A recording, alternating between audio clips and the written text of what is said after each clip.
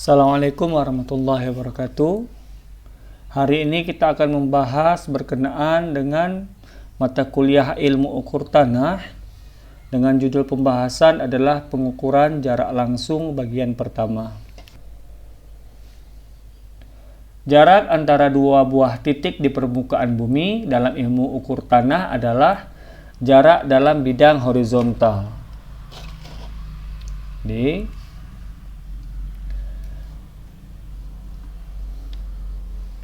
Jarak antara dua buah titik di permukaan bumi dalam ilmu ukur tanah adalah jarak dalam bidang horizontal yang merupakan jarak terpendek antar dua buah titik tersebut. Jarak dapat diukur atau ditentukan dengan berbagai alat dan cara atau metode yang pemilihannya tergantung dari alat yang tersedia dan tujuan pengukuran serta ketelitian yang diisyaratkan. Adapun cara pengukuran jarak dapat diuraikan seperti gambar 41 adalah gambar bagan pengukuran jarak. Jadi di sini ada pengukuran jarak, maka dia terbagi dua, ada yang langsung dan ada yang tidak langsung. Pada bab ini kita berbicara berkenaan dengan pengukuran jarak secara langsung. Pengukuran jarak langsung, jadi pengukuran jarak langsung itu menggunakan peralatan utama yang berupa pita ukur yang terbuat dari baja, fiberglass, plastik, kain atau campuran dari padanya. Jadi peralatan utamanya untuk yang pengukuran jarak langsung yang pertama adalah pita ukur. Baik yang terbuat dari baja, fiberglass, plastik, kain atau campuran dari padanya. Yang kedua adalah pegas ukur.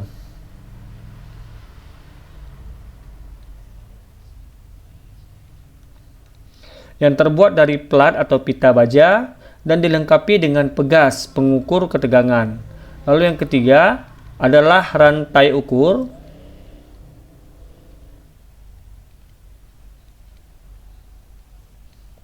Yang terbuat dari kawat baja. Lalu yang keempat adalah kayu ukur.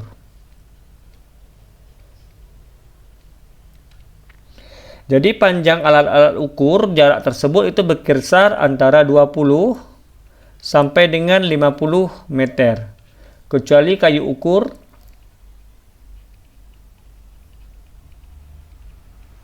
yang hanya 3 sampai 5 meter saja. Dan lebar antara 1 sampai 2 cm. Ini panjang, ini lebar. Lebarnya antara 1 dan 2 cm. Lalu untuk ketebalan antara 0,1 sampai dengan 0,2 mm. Walaupun ada panjang yang sampai 100 meter. Satuan pembagian pada alat-alat jarak tersebut umumnya ada dua macam. Dalam meter dengan pembagian terkecil 0,5 cm sampai dengan 1 mili dan sebaliknya dalam feet dengan pembagian terkecil itu 0,125 inci sampai dengan 0,1 inci. Jadi untuk yang pembagiannya jarak ukur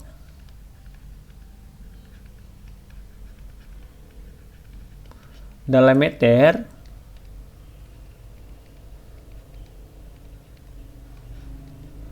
dan dalam inci. Untuk dalam meter itu dia tadi berkisar paling terkecil itu skalanya 0,5 cm sampai dengan 1 mm. 1 mm. Sedangkan untuk yang inci itu pembagian terkecilnya itu adalah 0,125 inci sampai dengan 0,1 inci. Pita ukur umumnya digulung dalam piranti penggulung khusus, ada yang terbuka dan ada yang tertutup atau dalam selongsong. Alat-alat bantu lain itu berupa yalon atau anjir, yaitu tongkat kayu, aluminium atau besi berdiameter 1,5 sampai dengan 3 cm dengan panjang 1,5 sampai 3, yang runcing di bagian bawah dan dicat merah putih atau hitam putih setiap 20 sampai 30 cm. Digunakan untuk pelurusan. Tongkat ini dapat berupa satu batang penuh atau berupa dua batang sambungan yang dapat dilepas. Jadi alat bantu itu ada beberapa alat bantu.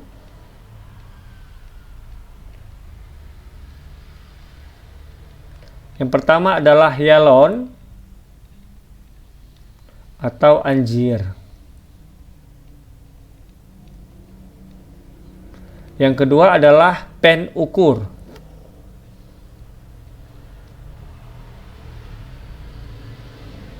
Yang ketiga adalah benang dan unting-unting.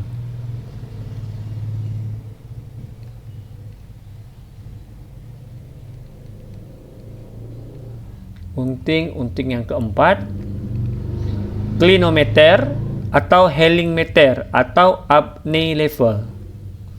Jadi yang keempat adalah klinometer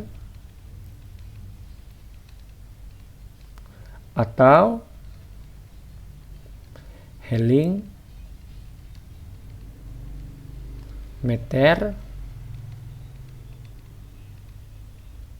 atau apnea level.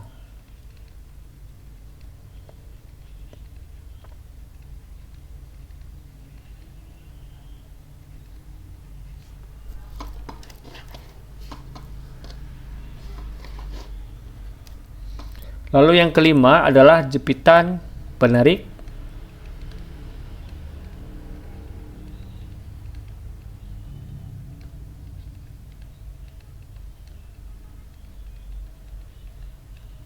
Yang keenam, pegas pengukur ketegangan.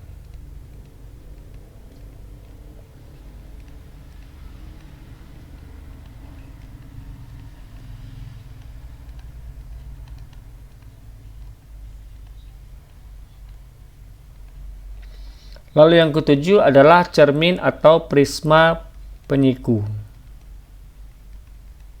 Cermin atau prisma penyiku.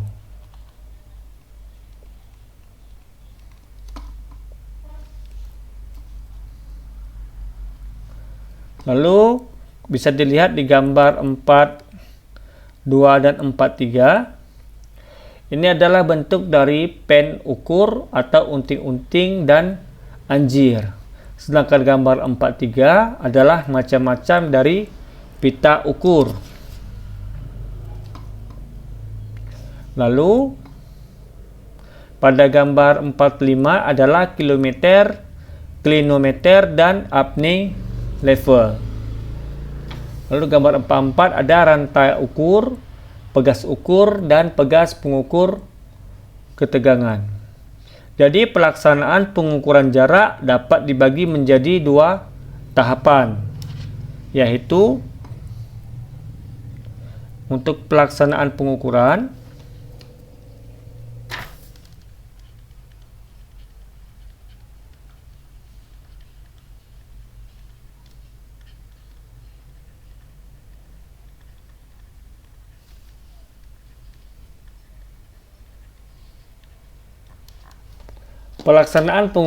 jarak itu dapat dibagi dalam dua tahapan. Yang pertama, pelurusan arah antara dua titik yang diukur. Pelurusan arah antara dua titik yang diukur. Dua titik yang diukur. Lalu tahapan kedua adalah pelaksanaan pengukuran jaraknya sendiri. Pelaksanaan pengukuran jaraknya sendiri.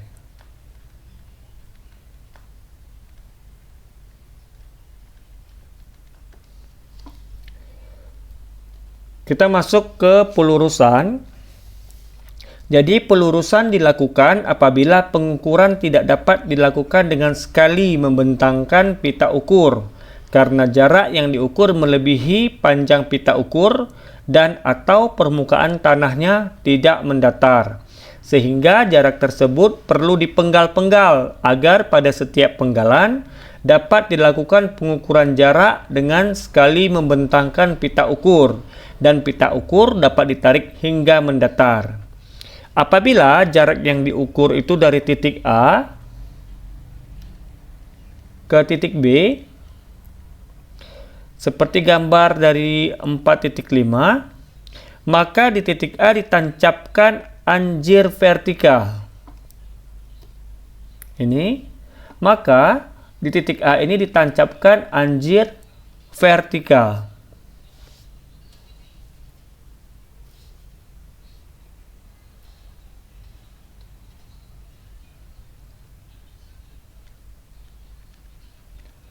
Anjir vertikal. Orang pertama melihat dari belakang anjir di A, sedemikian hingga anjir di A dan B kelihatan menjadi satu. Jadi ya, orang pertama itu melihat dari belakang anjir di titik A sehingga anjir di A dan B itu menjadi satu. Ini ada juga anjir vertikal.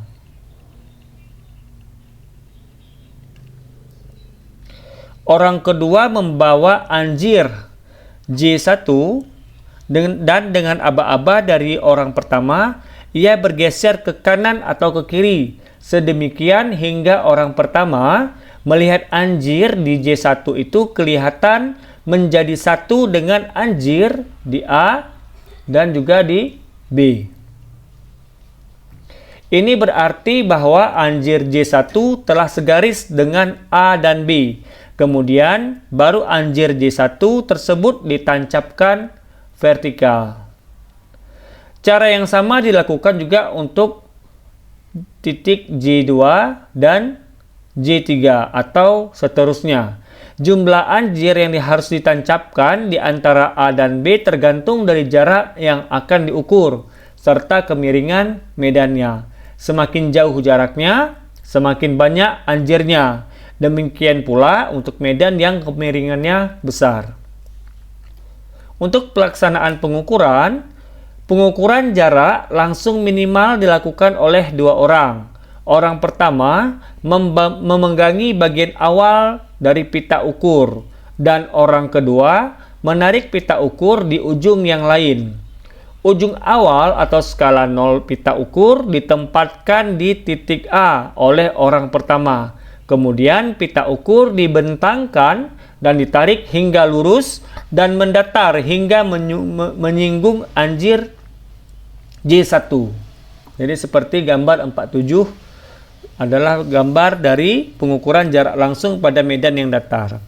Selanjutnya di ujung pita ukur, misal di A1, ditancapkan pen ukur dan angka panjang pita ukur dibaca oleh orang kedua.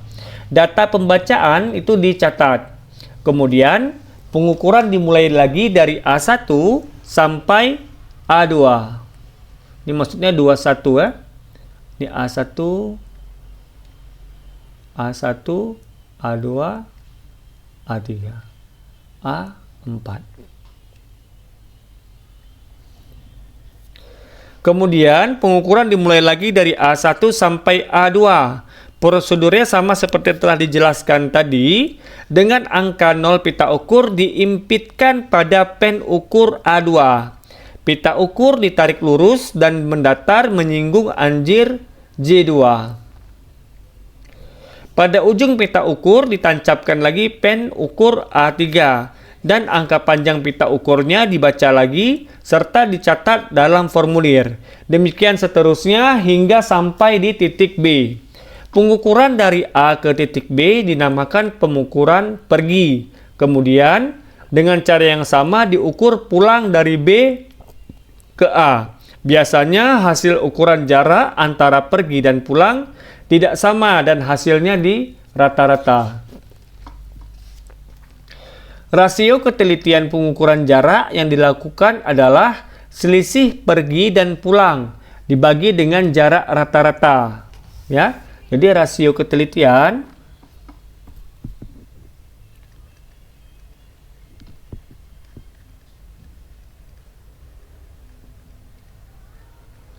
adalah selisih pergi dan pulang dibagi dengan jarak rata-rata.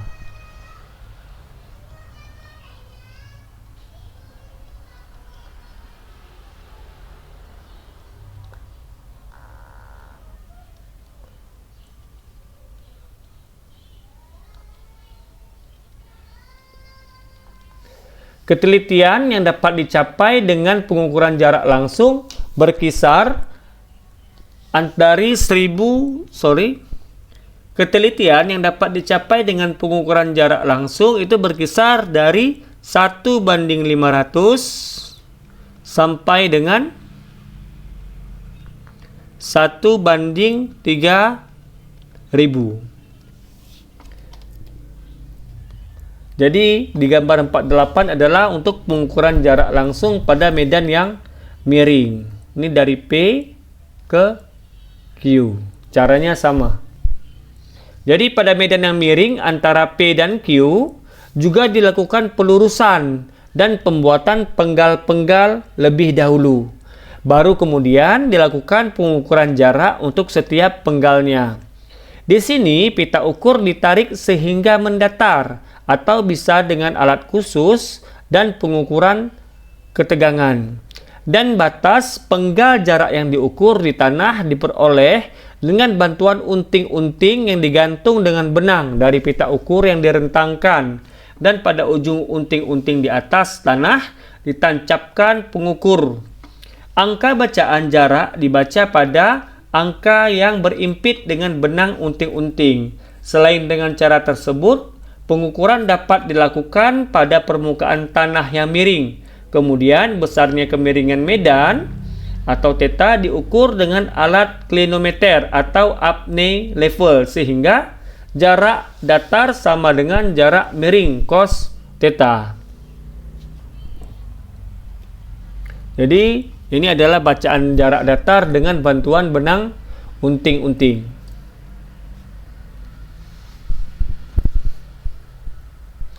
Cara pencatatan data ukuran jarak langsung. Agar data ukuran jarak yang banyak tidak membingungkan dan menjadi lebih sistematik dan mudah dipahami orang lain, maka data tersebut dicatat dalam formulir ukur atau buku ukur dan disertakan sked pengukuran, arah pengukuran dan cara penulisan data dengan aturan yang baku atau seragam. Contoh pertama, contohnya, misalkan jarak A ke B yang akan diukur cukup dengan 1 kali bentangan pita ukur. Jadi 1 kali bentangan pita ukur. Hasil ukurannya adalah 38,425 meter. Maka pada sked di titik B itu ditulis angka 38,425 meter. Maka di sked titik B itu ditulis sebesar 38,425 meter. Dengan 2 garis bawah dan angka jarak tegak lurus garis AB. Kalau bisa digambarkan seperti ini. Jadi ini A, ini B. Jadi ini untuk sekali bentangan. Maka di sini ditulis tadi dapat dia 38,425 meter. Jadi seperti ini. Sini berarti 38,425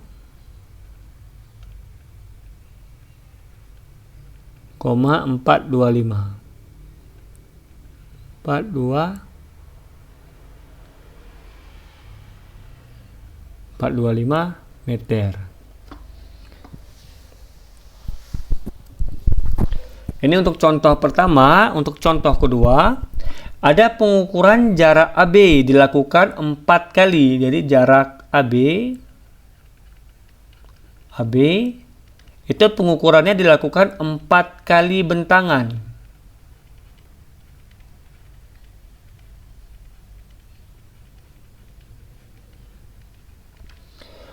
Bentang pertama dari A ke J itu jaraknya 20,570 meter. Jadi kita tulis ini 1, 2, 3, 4.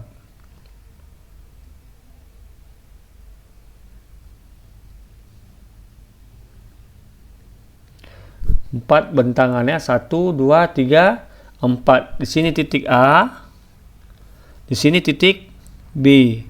Lalu di sini ada titik J1. Lalu di sini ada titik J2. Nah, pengukuran jarak AB dilakukan dengan 4 kali bentangan pita ukur.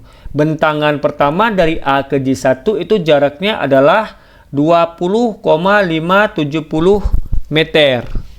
Maka garis seperti ini. A ke J1 itu kita tulis berarti 20,570 meter. 20,570 meter.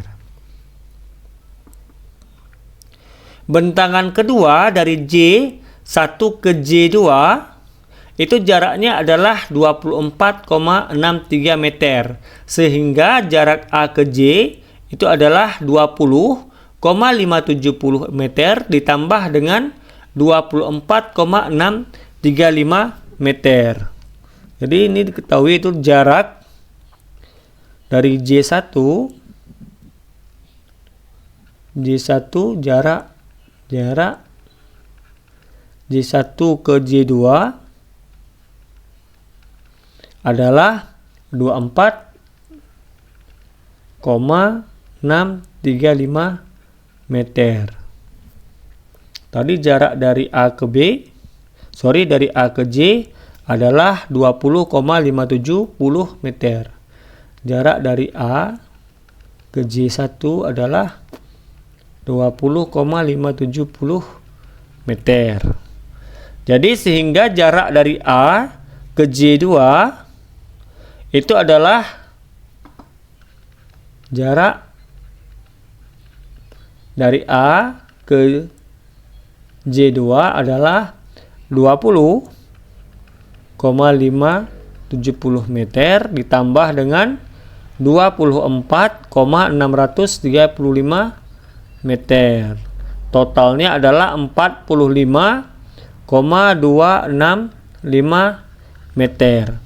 Maka di dalam sketch pada titik J2 dituliskan 45,625 meter. Demikian pula pada bentangan ketiga pada pengukuran jarak dari J2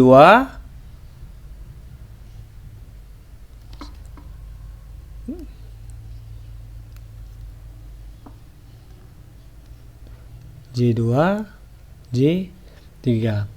Jadi demikian pula pada bentangan ketiga pada pengukuran jarak dari J2 ke J3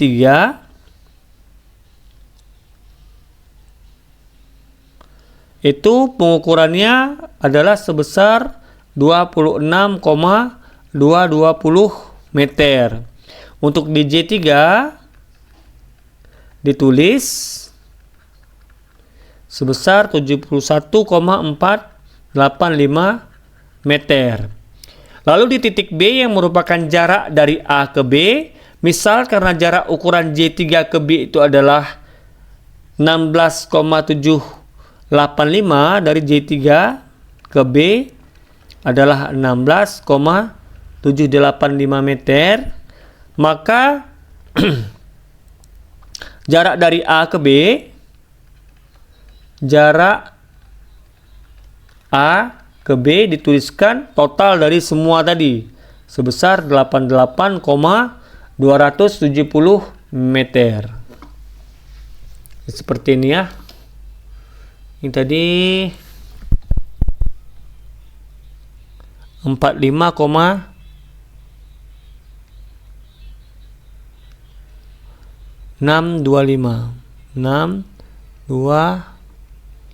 meter.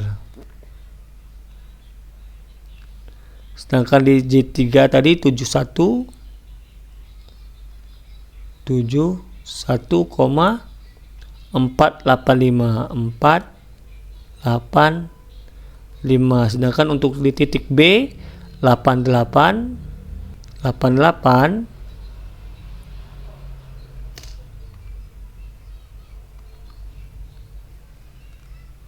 Di titik B 88,270 meter. Ini dari untuk J1. Sorry ya, nggak lurus ya. Nah, daripada titik B ini di garis 2 ya.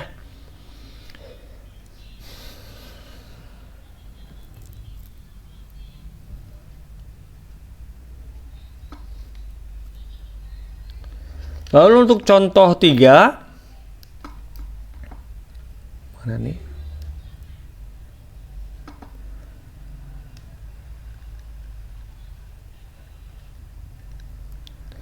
Pada pengukuran jarak yang mempunyai terminasi, misal jarak yang akan diukur dari A ke B, namun di antara A dan B ada titik F.